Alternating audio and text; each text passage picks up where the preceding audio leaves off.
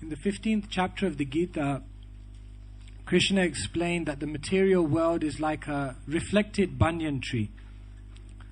So now in the 16th chapter, which is entitled Divine and Demoniac Qualities, Krishna explains that if you develop divine qualities, then you will be elevated to the higher places on that tree.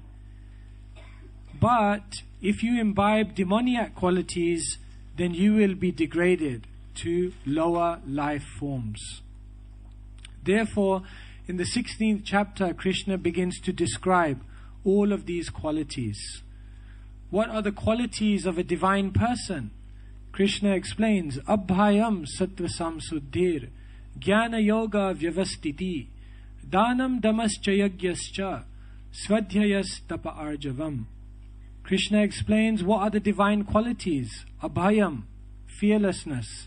Sattva samsuddhir, a very pure way of living. Jnana yoga vyavastiti, very knowledgeable of different analytical and spiritual matters. Dhanam, very charitable. Dhanam, self-controlled. Tapa, austere. Arjavam, simple.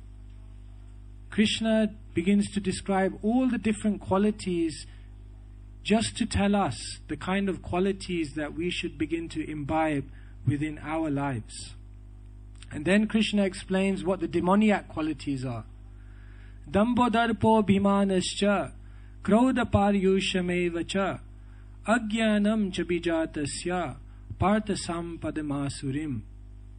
Pride, arrogance, conceit, anger, harshness, these are the qualities of those of demoniac nature.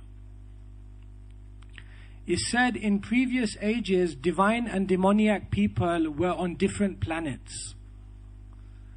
Then as time progressed, they began to live on the same planet, but divine and demoniac were in different families. As time progressed further, divine and demoniac were in the same family, but they were different people. Now it's said divine and demoniac is within even every one person. In the morning, we can be very divine, or maybe more demoniac. And later on, we can become divine. One moment, we can be very nice, and another moment, we can be very harsh. So therefore, Krishna explains that one should develop divine qualities, because divine qualities will elevate one higher. Krishna goes on to describe the nature of demons. And Krishna explains there's one big problem with the demons. And the one big problem with demoniac people is that they try to take God out of the picture. Different philosophies, different scientific theories have been formulated by people simply to take God out of the picture.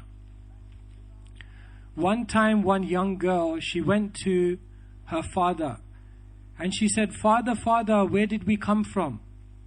So the father said, "Haven't you read Darwin's theory? We come from apes."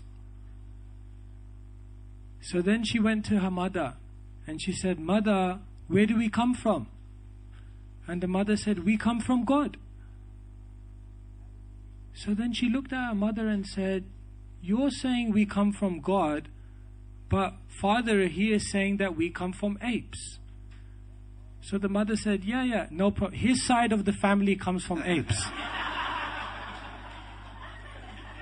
But my side, we come from God. So these theories of evolution and other things are now taught in universities, colleges, schools, across the country as undisputable scientific fact. There is no God.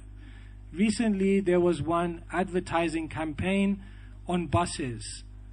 There is probably no God, so just enjoy life. Prabhupada was not very impressed with any of these theories. One time they said to Prabhupada, "The scientists say we evolved from monkeys." Prabhupada said, They say they have evolved from monkeys. I say they're still monkeys. For believing in such a thing, they're still monkeys.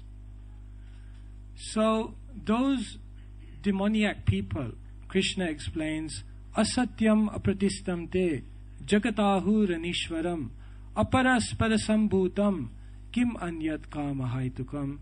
They believe the world is unreal. They believe the world came about by chance. They believe the world has no purpose, and they believe everything is ultimately meaningless. And Krishna says such demoniac people cause immeasurable problems for themselves, and they cause immeasurable problems for society. And therefore Krishna says to Arjuna that instead of being like these demoniac people, develop divine qualities.